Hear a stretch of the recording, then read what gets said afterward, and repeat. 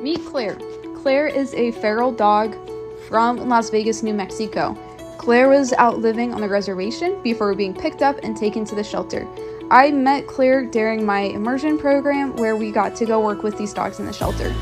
Claire's trainer who worked with her has decided to foster her. However, they live in Georgia and Claire was in New Mexico.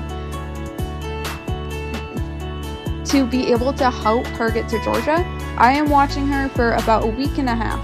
Now, one of Claire's big issues is the fact that she does not like hopping up onto things. You can even see there, she struggles a little stepping up about a foot onto that crate. And this is a big issue when we are considering moving a dog across the country on multiple road trips. So while I have Claire, I am conditioning her on how to use a ramp, which is quite the process. However, for Claire, it took about 15 minutes before she was willing to go up the ramp into the crate, and then after a rest period, she loaded right into my car. You can see I'm trying to use repetitions of 3, so I'm asking her to do something 3 times.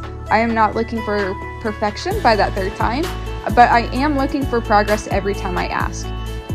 I am also breaking the picture down into individual components. First, I started with a ramp laying on the grass.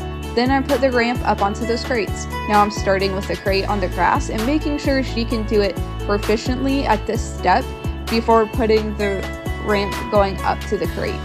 And then I will work that on the ground and make sure she can do that proficiently before moving on to the next step. By breaking it down into these small baby steps, Claire can understand that I can empathize and work with her, but I can also know she is ready to go to the next step by all the signs she is giving me. Now, it is really important to notice that with this dog, I am not using food to lure her up the ramp into the crate. I am not using food to lure her into the crate. I am using food to reward her once she has done the behavior I have asked her to do through leash pressure. It is really easy with fearful and feral dogs to try to use food to bribe or lure them through scary situations. This can backfire if that scary situation turns and they think their life is in danger. They will not trust that food for a long time afterwards. Now you can see I have that ramp slightly raised, and now I have it raised up to the top of those crates. This is so I can really mimic her having to go up that incline into a crate, which mimics her going into a car.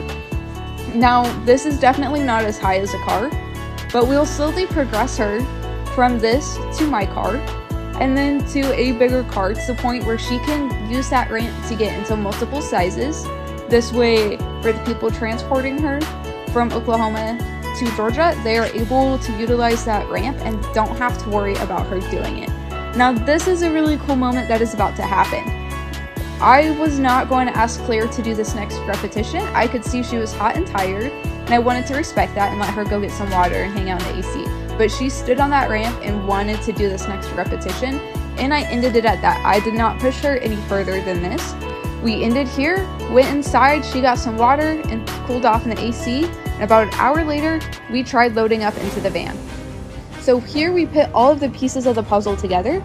I'm asking her to go up a pretty steep incline in her brain, it's not too steep, and to go straight into the crate in my van. She is really fearful of getting into cars, so this is a big step for her. But you can see it did not take very long. This is not sped up. It did not take very long for her to trust that ramp, and she went straight into that crate and let me shed it behind her.